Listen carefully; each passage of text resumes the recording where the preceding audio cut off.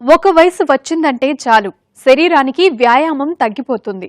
ఆటలు తగ్గాక పిల్లల్లో కూడా వ్యాయామం తగ్గిపోతోంది. ఫలితంగా ఊబకాయం మొదలుకుని ఎన్నో వ్యాధులు చుట్టుముడుతున్నాయి.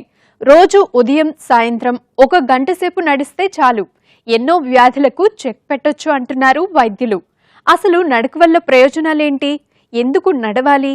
అందరూ నడవచ్చా? మీ ఆరోగ్యమస్తులో తెలుసుకుందాం.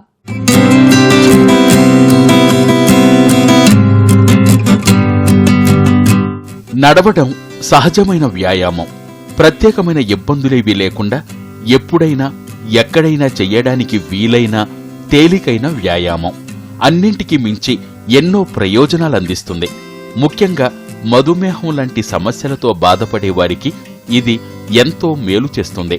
ఉదయం నిద్రలేవగానే పళ్ళు తోముకోవడం లాంటివి ఎంత సహజంగా చేస్తారో నడకను అంతే సహజంగా తీసుకోవాలి. ఈ విషయంలో బద్ధకం గాని వాయిదాలు వెయ్యడం లాంటివి గాని అస్సలు పనికిరావు. నిజానికి రోజు ఉదయం 45 నిమిషాల పాటు నడవటం వల్ల మానసికంగా ఉల్లాసంగా ఉంటారు. మెదడు మీద ఒత్తిడి ఉండదు. బీపీ లాంటివి దరిచేరవు. బరువు పెరగరు. ఎన్నో జబ్బులకు తొలి నివారణ ప్రయత్నం నడకే. నడకే మన ఆరోగ్యాన్ని నిర్ధారిస్తుంది.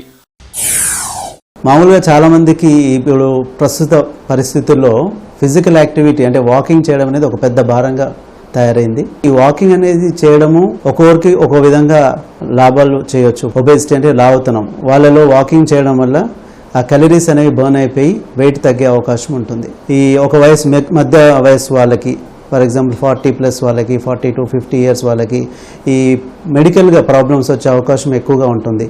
అది డయాబెటీస్ కావచ్చు, హార్ట్ రిలేటెడ్ ఇష్యూస్ కావచ్చు, తర్వాత బీపీ కావచ్చు. వీటన్నిటికి కూడా ఈ సమాధానం ఏంటంటే వాకింగ్ అనేది చాలా ఇంపార్టెంట్. అదేవిధంగా ఇక చూసుకున్నట్టయితే పెద్ద వయసు వాళ్ళలో, ఎస్పెషల్లీ 55 to 70 years వాళ్ళలో ఫిజికల్ యాక్టివిటీ అనేది చాలా ఇంపార్టెంటే. కానీ వాళ్ళకు ఆ ఏజ్లో కొంచెం చూపు తగ్గడము, మెమరీలో ప్రాబ్లమ్స్ రావడము, ఆ తర్వాత other medical problems, already heart problems కానివ్వండి, డయాబెటీస్ కానీ, నరాల్లో ఇబ్బంది, వీటన్నిటి వల్ల వాళ్ళలో ఫిజికల్ యాక్టివిటీ ఎక్కువ చేసే అవకాశం ఉండదు.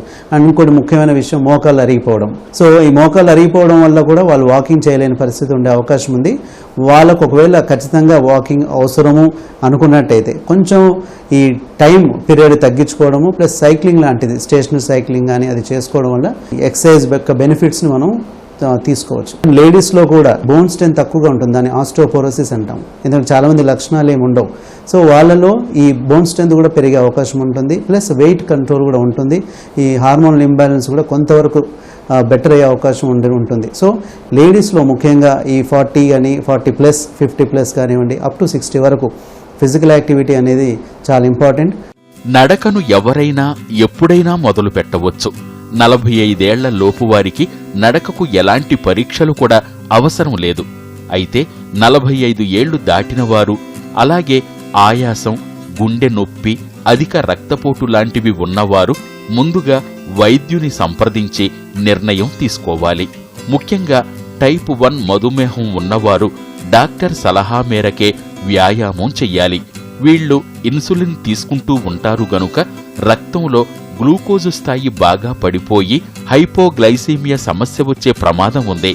అలాగే టైప్ 2 మధుమేహం ఉన్నవారు గ్లూకోజ్ బిస్కెట్లు దగ్గర ఉంచుకుని నడవటం మంచిది. నడవటం కూడా ఓ పద్ధతిలో ఉండాలి. ముఖ్యంగా ఉదయాన్నే రోజూ నడవాలి అనే దీక్ష ముఖ్యం. తేలికపాటి షూస్ వాడాలి. కాటన్ దుస్తులు వేసుకోవటం వల్ల చెమట బయటకు పోవడం సులభం అవుతుంది. శారీరకంగా బలం ఉన్నవారు 40 నుంచి 60 నిమిషాలు నడవవచ్చు. కనీసం 30 నిమిషాలైనా నడవటం ఎన్నో సమస్యల నుంచి ఉపశమనం ఇస్తుంది. ఫిజికల్ యాక్టివిటీ చేయడం అనేది వాకింగ్ ఎట్ డిఫరెంట్ లెవెల్స్లో ఉంటుంది. ఇంటెన్సిటీ డిఫర్ కావచ్చు. కొంతమంది ఓన్లీ వాకింగ్ చేస్తారు, కొంతమంది జాగింగ్ చేస్తారు, కొంతమంది వర్కౌట్స్ చేస్తారు. ఫిజికల్ స్ట్రెయిన్ కావడం అంటే రెసిస్టెంట్ ట్రైనింగ్ అంటాం. అయితే minimum 30 to 45 minutes in a day or at least 150 minutes in a week. దీనివల్ల మనం డెఫినెట్గా బెనిఫిట్స్ పొందుతాం. ఈ ఎక్సర్సైజ్ ఏదైతే ఉందో ఆర్ ఫిజికల్ యాక్టివిటీ ఏదైతే ఉందో చేసే ముందు, ఎస్పెషల్లీ మధ్య వయస్కుల వాళ్ళు అట్లీస్ట్ 30 years పైన నుంచి 50 years వాళ్ళకు హార్ట్ పరంగా ఏమైనా ప్రాబ్లం ఉందా చెక్ చేసుకోవడం important. And heart related issues అంటే హార్ట్ పరంగా కొన్ని పరీక్షలు చేసుకొని అన్నీ నార్మల్ ఉన్నట్టయితే ఫర్దర్గా వాళ్ళు స్లోగా స్టెప్అప్ చేసుకోవాలి ఎక్సర్సైజ్ని అండ్ గ్రేడెడ్ వైజ్గా ఇంప్రూవ్ చేసుకుంటూ తన యొక్క ఫిజికల్ ఎండ్యూరెన్స్ అంటాం ఆయన యొక్క ఫిజికల్ కెపాసిటీ ప్రకారంగా చేయాలి. అందరూ ఒకే రకంగా ఫిజికల్ యాక్టివిటీ చేయాలనేది కరెక్ట్ కాదు. అది ఇండివిజువల్ దాన్ని బట్టి కూడా ఉంటుంది. క్రమేపీ స్లోగా పెంచుకుంటూ వెళ్ళాలి. ఫిజికల్ యాక్టివిటీ అసలు చేయకుండా ఉండడం, చేస్తే ప్రాబ్లమ్స్ వస్తాయి అనుకోవడం కరెక్ట్ కాదు. అది డెఫినెట్గా దానివల్ల బెనిఫిటే ఉంటుంది. కానీ ఓన్లీ మోకాళ్ళు ఇబ్బంది ఉన్న వాళ్ళలో మెయిన్గా ఎక్కువగా వాకింగ్ చేయదని చెప్తారు. అదర్వైజ్ అందరూ వాక్ చేయడం వల్ల ఇటువంటి సమస్యలన్నిటికీ ఈవెన్ సమ్టైమ్స్ సైకలాజికల్ ప్రాబ్లమ్స్, అది డిప్రెషన్ కావచ్చు, యాంగ్జైటీ కావచ్చు, ఇవన్నీ కూడా తగ్గే అవకాశం ఉంటుంది. ఇండైరెక్ట్ ఎఫెక్ట్ అంటే మిగతా వాటితో చూసుకున్నట్టయితే వేరే ట్రీట్మెంట్స్తో పాటు ఫిజికల్ యాక్టివిటీ చేయడం అనేది చాలా ఇంపార్టెంట్. రోజూ నడవటం వల్ల శారీరక సామర్థ్యం పెరగటమే కాదు, రోగ నిరోధక శక్తిని పెంచి రకరకాల జబ్బుల బారిన పడకుండా కాపాడుతుంది. గుండె సమర్థవంతంగా పనిచేస్తుంది. గుండెపోటు రాకుండా కాపాడుతుంది. రక్త ప్రసరణ పెరుగుతుంది. రక్తపోటు అదుపులో ఉంటుంది. మంచి కొలెస్ట్రాల్ పెరిగి చెడ్డ కొలెస్ట్రాల్ తగ్గుతుంది. రక్తంలో గ్లూకోజు స్థాయి తగ్గుతుంది. ఆందోళన, ఒత్తిడి లాంటివి తగ్గుతాయి. హాయిగా నిద్రపడుతుంది. క్యాన్సర్ల ముప్పు తగ్గుతుంది. కీళ్లు, ఎముకలు దృఢంగా తయారవుతాయి. నీరసం, అలసట, నిస్సత్తువ తగ్గుతాయి. అన్నింటికి మించి మానసిక ఉల్లాసం కలుగుతుంది. నడిచేటప్పుడు కొన్ని జాగ్రత్తలు సైతం తప్పనిసరి. ఆయాసం వచ్చే వరకు నడవటం అనేది మంచి పద్ధతి కాదు. పక్కవారితో మాట్లాడుతూ నడవకూడదు. దీనివల్ల వ్యాయామం చేసిన ఫలితం ఉండదు. కొందరు నడక మొదలుపెట్టినప్పుడు మరింత ఉత్సాహంతో నడుస్తుంటారు. కాని మన శక్తి మేరకే నడవటం అత్యంత అవసరం. కడుపు నిండా తిని నడవటం మాత్రం మంచిది కాదు. వీటిని గుర్తుపెట్టుకుని ప్రతిరోజు నడవటం వల్ల ఆరోగ్యానికి సంబంధించిన ఎన్నో ప్రయోజనాలు పొందవచ్చు.